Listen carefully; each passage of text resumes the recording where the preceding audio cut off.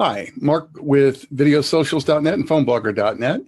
And I wanted to revisit a topic that I wrote a blog about a number of years ago, and it was called Endorsements, Recommendations, and Referrals, Oh My.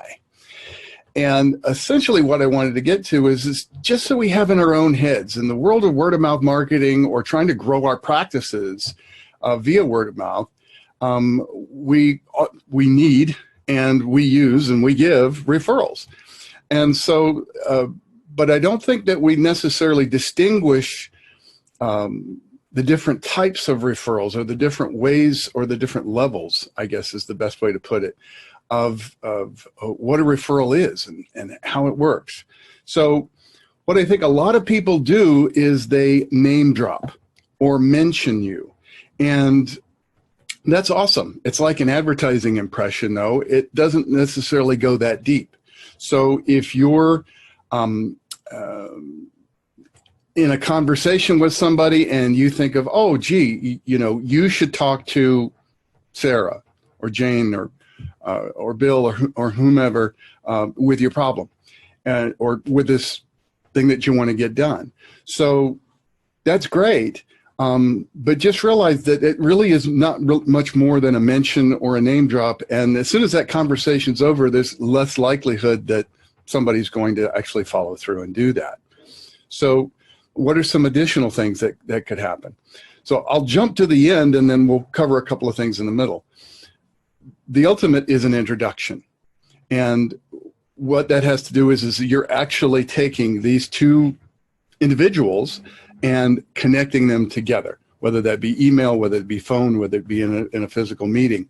But you want to introduce if possible, because then we have the opportunity for those two people to have a conversation. So, which is ultimately, where it's got to go before anything else is going to happen anyway. In the middle, there's things like having an endorsement or testimonial. So in the business world, we typically would call it an endorsement. When we're talking about clients relaying their experience, we call it a testimonial. Same basic thing, it's just whether or not it's direct experience or not. But endorsement is wonderful, and we see it on LinkedIn. They call it endorsements. But essentially you can do video endorsements, you can do blog endorsements, you can do, write a couple of paragraphs about how great somebody is that they can use on their website, and then it's called a testimonial. And I'm really throwing this one off, but I'm going to go ahead and finish.